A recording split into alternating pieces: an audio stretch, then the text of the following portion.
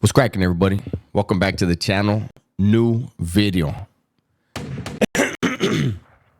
Well, yesterday we did great numbers. Thank you guys for watching. Thank you guys for supporting the channel. Thank you for commenting, liking, all that, right? But boy, was there a lot of hatred. That video yesterday that I did on Whack and Loose Cannon and Adam, creating a whole, and it was such a trip, man. It a lot of people showed their true colors in the comments, and it is what it is. To each their own. There's a lot of apologists, and a lot of those apologists are the ones that are always wondering why certain things happen in their lives. So we're going to move away from the hate and we're going to go into a different direction today. Today, we're going to go back into matters that have to do with prison.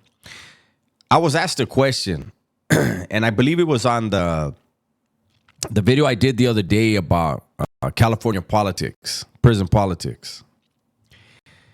And someone asked me, they said, well, with California prison politics being so structured and, strict,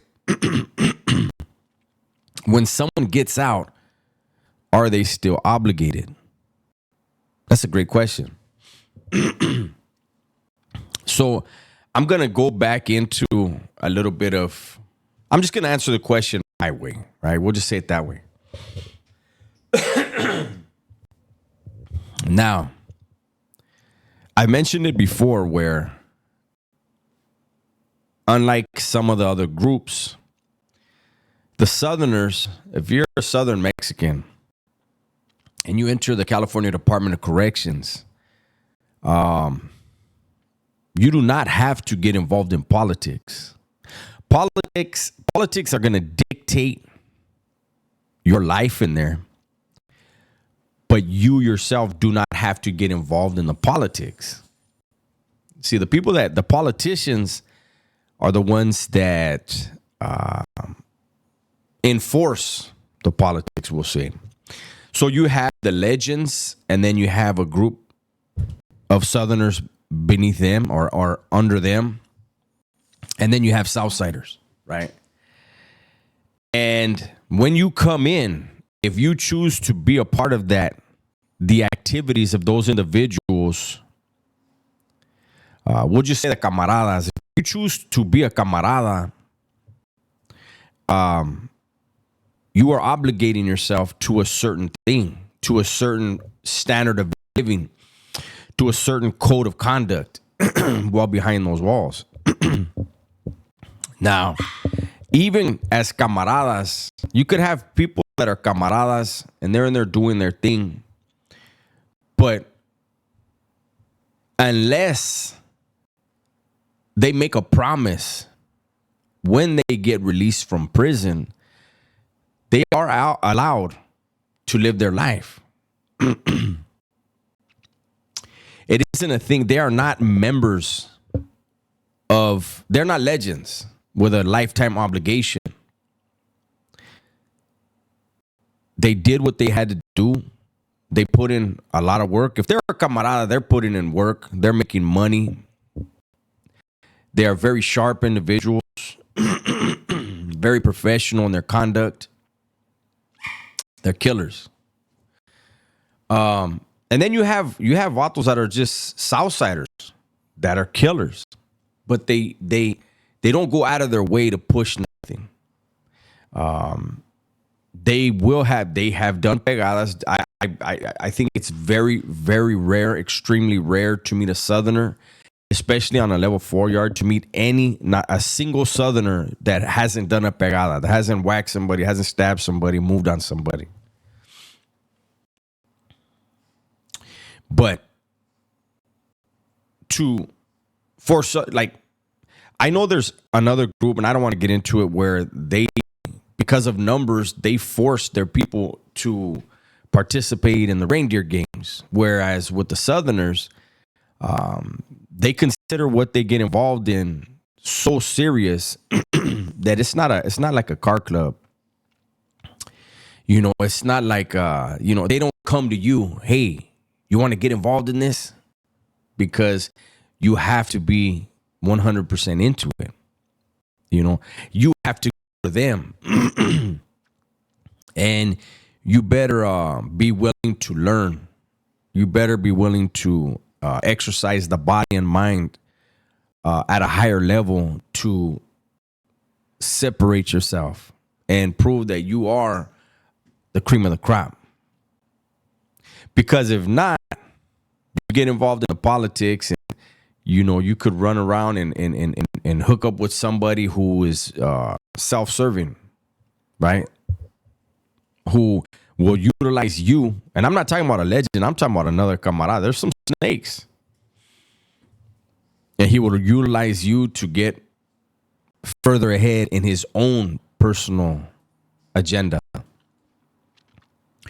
But I'm not going to get into all that stuff. Prison, I've said it over and over again. Prison is a very treacherous place, especially in California. But as far as if you run with the Southerners, you are only obligated for that which you obligate yourself to. I've met dudes where, I don't want to say a name. I remember the last time I went to the shoe, and I went out to the yard, and when you go out there, you ask when you get there. At least if you've been there, you already know to ask. Hey, how do we communicate in the yard? Because in some you're gonna communicate through the door. Some it's gonna be the drain on the yard, right? You're only out there by yourself. The yard in Pelican Bay is basically 2 cells. Cells are pretty big in Pelican Bay, with real tall walls, and then there's a metal grate along the top with a square cut out for the camera to be on you. So you ask, hey, Holmes, where are we communicating right here? So when I got there, they said through the drain. Every day that I was released for yard, I was released with a legend on the pod next to me. And so we would chop it up every day. But my first yard, when he asked me where I was from, and I told him, and he was like, oh, okay, yeah. And he's like, hey, where's so-and-so? From my county. It wasn't from my city, but it was from my county. It was from Santa Maria, right? He says, where's he at? I've said it before, I'll say it again. There's very few frivolous conversations. Anytime you are conversing with a legend, there's nothing frivolous about it. Not a single word in your vocabulary should be used frivolously. So when he asked, where's this dude at? It's for a reason. He'll let me know. So I was like, I don't know. I haven't seen him since the county jail. And he's like, yeah, he made a few promises that he didn't keep. So in my mind, I said, the Vato's dead. And I'm sure if he's not got yet, he still thinks everything's fine. They just haven't got to him yet. But that's where it is right there. When you make a promise, you got to keep it. Don't make frivolous promises. Never make a promise you can't keep. And make that a pattern of your life, no matter who you're dealing with. Because if you happen to wind up in there and you're in the habit of just lying and just saying things that sound good, it's going to lead to some shit that don't feel good if you survive it. So I'll go ahead and keep this one short, keep it brief. Just another glimpse at the way things are in there. I think on the other channel today, I have a couple videos in mind, but I talked to a friend of mine, an old Sally of mine. I've actually told stories of him. I think 2 stories I've told of him. And I think I'm gonna do a video on the conversation we had yesterday. He had recently moved out to Texas, And so I have a Texas story. And, things are very different in California as compared to California. I mean, in Texas as compared to California. And I think I'm going to talk about that in the next channel. So stay tuned. I'm going to put this out as soon as I can right now. And then I'll start recording the Texas-California connection video. And I'm interested to hear what you guys have to say. I'm always fair in everything I have to say. And this is a true story I just heard yesterday. So with that said, everybody, please be safe, be smart, and tell the ones you love that you love them. All right? I'm out of here.